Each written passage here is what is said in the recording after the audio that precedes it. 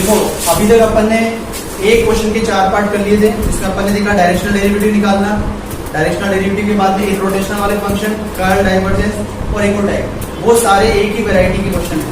ठीक है, अब जो सेकंड वैरायटी स्टार्ट हो रही है वो है वर्क डन वाली। आपको कैसे पता पकड़ में आएगा कि सेकंड वैरायटी का क्वेश्चन है, वर्क डन का क्वेश्चन के नाम से आएगा, वर्क डन निकालना होगा। अब इसके लगभग 3 स्टाइल से क्वेश्चन पूछता है।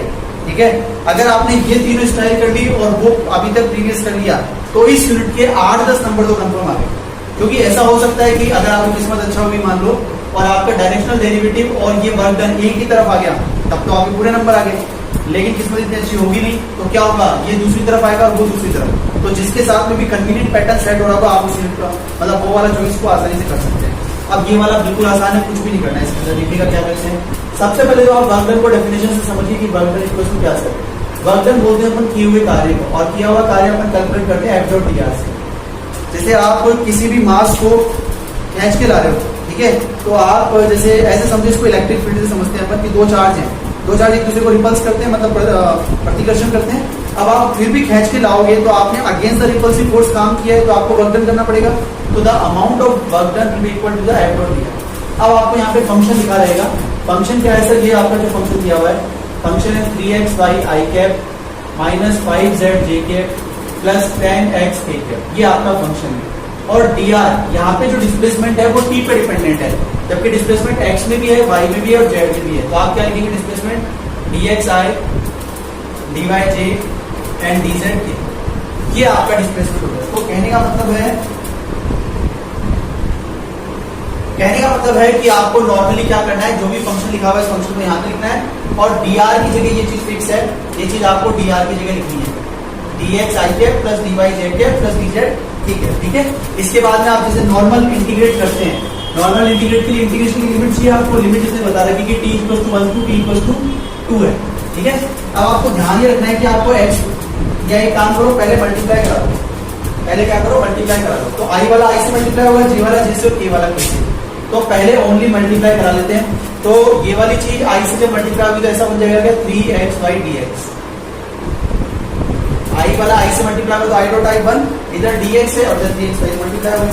फिर माइनस का, अब जैसे ये j कैप है तो j कैप वाला जो है वो किससे मल्टीप्लाई होगा, इसके j कैप वाले से, यानी कि dy से। ठीक है, और इधर k कैप है 10x, तो इधर k कैप का कौन है, dz। तो इस तरीके से अपन ने इसको लिख लिया। क्या हुआ सर, कैसे आए, यहाँ पर आपने i को i से मल्टीप्लाई करा के जो है वो यहाँ लिख लिया, j को j से मल्टीप्लाई करा के जो है वो यहाँ लिख लिया और k को k से मल्टीप्लाई करा के जो है वो यहाँ लिख लिया। तो सर बाकी कहाँ गए, जब i j और k से मल्टीप्लाई हो तो कहाँ गया था वो, क्योंकि i dot j equal to 0 होता है। ठीक है, इसलिए वो तो खत्म हो गया, केवल i को i से, j को j से और k को k से लिखना था, लिख लिया अपन ने। अब इसने जो लिमिट रखी है ना x बराबर t स्क्वायर प्लस 1, तो जाके अपन dx बराबर लिखें तो क्या लिखना होगा, t स्क्वायर का डिफरेंशिएशन 2t dt। ऐसे ही y बराबर दे रखा है इसने आपको 2t स्क्वायर, तो अपने को अगर dy लिखना होगा तो अपन क्या लिखेंगे, 2 तो ऐसा कैसा और t स्क्वायर का डिफरेंशिएशन फिर से 2t, तो ये कितना हो जाएगा 4t। और z बराबर इसने आपको कितना दिया हुआ है t क्यूब, तो अगर आपको dz लिखना होगा तो कितना होगा 3t स्क्वायर। पावर को सामने लाओ, एक पावर कम करो, दैट इज डिफरेंशिएशन। आपको ना केवल x y z की बल्कि dx dy dz की भी वैल्यू डालनी है इसमें। तो जब आप पूरे की वैल्यू डालोगे तो देखो कैसे वैल्यू बदलेगी, 3 की जगह 3, x की जगह t स्क्वायर प्लस 1, y है फिर तो y की जगह 2t स्क्वायर, फिर आगे क्या है dx, तो dx की जगह 2t dt। अब पूरा कार्यक्रम हो गया तो मंझला ब्रैकेट लगा दो एक बार, फिर माइनस 5z, z की जगह ये ब्रैकेट है वापस से 5z, z की जगह कितना रखना है t क्यूब, और आगे कौन है dy, dy की जगह कितना रखना है 4t। ठीक है क्या, फिर आगे चल जाओ, ये 10x की जगह कितना रखना है t स्क्वायर प्लस 1, और आगे कौन है dz, तो dz की जगह कितना रखना है 3t स्क्वायर। और जब ये पूरा हो जाए तो पूरे के बाद फिर लास्ट में dt और इधर लिमिट 0 to 1। मतलब जब आप लिमिट रख रहे हो, जब आप वैल्यू रख रहे हो ना, तो उसके बाद कुछ भी x y नहीं बचना चाहिए, dx dy, मतलब उसके बाद में आपको t के अलावा कुछ दिखना ही नहीं चाहिए, कांस्टेंट और t, बस दैट्स इट। आप इसको सोल्व कर लो। पहली बात तो सर इस t स्क्वायर को पहले तो 3 को मल्टीप्लाई कराया तो 3t स्क्वायर प्लस 3, और ये वाला ऐसे कैसे उतार दिया 2t। अभी 2t स्क्वायर को इससे मल्टीप्लाई करा लो तो कितना जाएगा 2 to the 4 t क्यूब। मतलब इस पूरे को थोड़ा शॉर्ट करके लिखेंगे, इस 3 को इन दोनों से मल्टीप्लाई कराया तो 3t स्क्वायर प्लस 3 हो गया, इस 2t स्क्वायर को 2t से मल्टीप्लाई करा 4t क्यूब हो गया, dt का सीधे काट दिया, माइनस 5 4 जा 20 और t cube into T, it will make t की पावर 4। ठीक है, ये क्यूब कैसे हुआ, ये t स्क्वायर था और ये t था, तो t स्क्वायर और t मिलके t क्यूब हो गया। अब आगे चलो, 10 को जब 3 से मल्टीप्लाई करोगे तो 30 और t स्क्वायर ऐसा का ऐसा और t स्क्वायर प्लस स्क्वायर। इस तरीके से इसका पूरे का आपको क्या करना है, डिफरेंशिएशन करना है। अभी तक डिफरेंशिएशन किया नहीं, अभी तक भी ये पूरा सोल्व होने में नहीं आया है। पूरा सोल्व होने के लिए अब की बार क्या करेंगे अपन, अब की बार इसको और मल्टीप्लाई कराएंगे। जैसे ये पहली बार इसको इससे मल्टीप्लाई करा तो 4 किया 12 t क्यूब और t स्क्वायर t की पावर 5 प्लस 3t, ये इससे वापस ये तो मल्टीप्लाई हो गया, अब ये मल्टीप्लाई होगा तो कितना हो जाएगा, 4 किया 12 t क्यूब, फिर माइनस 20t की पावर तो ऑलरेडी सोल्व है, ऐसे कैसे लिख दो, फिर इसको मल्टीप्लाई करा होगा 30t स्क्वायर से मल्टीप्लाई होगा तो 30t की पावर 4, और जब 30t स्क्वायर 1 से मल्टीप्लाई होगा तो 30t स्क्वायर और dt को खींच दिया पूरे के बाहर। बोलो यहाँ तक समझ में आया क्या? कुछ भी नहीं करा है, नॉर्मल मल्टीप्लाई करा के बस सोल्व किया, हल्का हल्का, कुछ भी नहीं किया। ठीक है, आप इसको सोल्व कर दो, इंटीग्रेशन कर दो। सर इंटीग्रेशन कैसे करते हैं, एक पावर बढ़ानी है और जो पावर आए उसको नीचे लिख देना है। ऐसे इसमें एक पावर बढ़ानी है और जो आए उसको नीचे लिख देना है। एक पावर बढ़ानी, सर एक पावर बढ़ानी मतलब t की पावर 4 है तो एक बढ़ाएंगे तो 5 हो जाएगी, उसी चीज को नीचे उतार देंगे। फिर t की पावर 4 है तो एक पावर बढ़ाई नीचे उतार दिया, फिर t स्क्वायर है तो एक पावर बढ़ाई तो 3, तो ये इंटीग्रेशन हो गया सारा। अब आपको 1 to 2 में लिमिट रखनी है, थोड़ा बहुत जितना सोल्व हो रहा है उतना सोल्व कर लो। जैसे 6 से ही कटा 2 बार, 4 से ही कटा 3 बार, 5 से ही कटा 4 बार, 5 से ही कटा 6 बार और ये कटा 10 बार। तो फाइनली क्या आ गया, फाइनली आ गया 2t की पावर 6 प्लस 3t की पावर 4 माइनस 4t की पावर 5 प्लस 6t की पावर 5 प्लस 10t क्यूब, और इसको 1 to 2 में लिमिट कर दो। अब देखो ये 4 माइनस का है और ये 6 प्लस का है, दोनों के t की पावर 5 t की पावर 5 है, तो मैं क्या इन दोनों को हटा के लिख सकता हूँ इन दोनों की जगह, ये 6 में से 4 जाएंगे तो 2t की पावर 5 बच जाएगा। ठीक है, अगर आपने क्वेश्चन को यहाँ तक डील कर लिया तो बस अब वैल्यू डालनी है, एक बार जहां जहां t लिख रहा है वहां 2 डाल दो, तो 2 into 2 की पावर 6 प्लस 3 into 2 की पावर 4 और प्लस 2 into 2 की पावर 5 प्लस 10 into t का क्यूब, तो 2 का 2। एक बार 2 डाल दिया और एक बार माइनस का साइन लगा के पूरे में जहां जहां t लिख रहा है वहां 1, तो 2 into 1 की पावर 6 प्लस 3 into 1 की पावर 4 माइनस 2 into 1 की पावर 5 प्लस 10 into 1 की पावर 4, और ये पूरा जो भी सोल्व करने पर आया वही आपका आंसर है। अब आपको लग रहा होगा सर बहुत बड़ी माथा फोड़ी कुछ नहीं, इसको ऐसे याद करना है, किया ही क्या है, डॉट मल्टीप्लाई करा है, इधर वैल्यू निकाली उसमें डाला और इंटीग्रेट किया नॉर्मली, बस अब वैल्यू रखी। अब इसको आप सोल्व करो तो ये 2 की पावर कितना हो गया 7, 2 की पावर 7 को सोल्व करोगे तो 2 4 8 16 32 64 128, तो ये वाला कितना आएगा,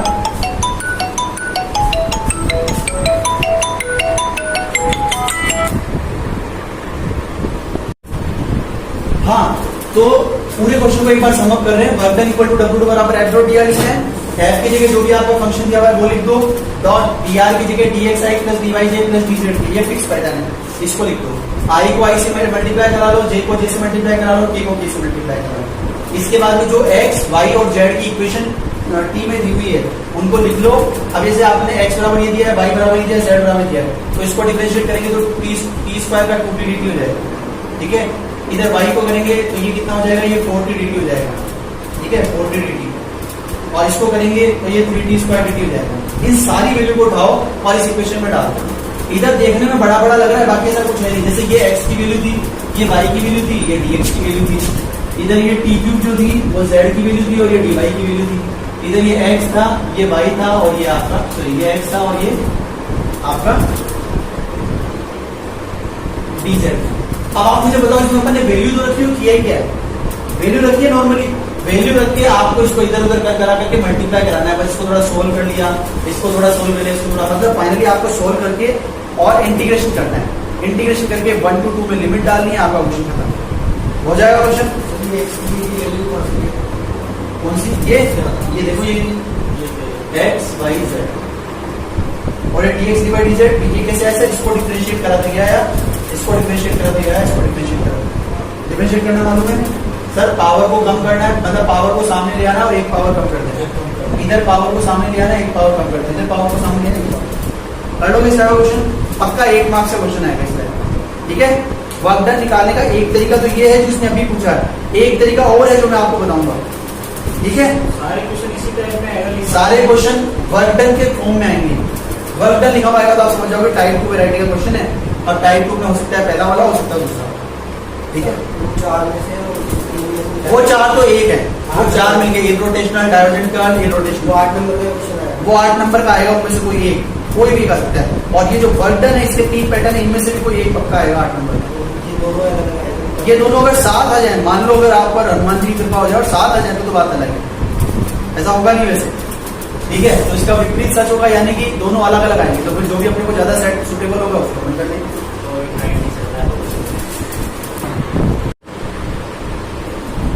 एक बार दोबारा से समझ लो इसको।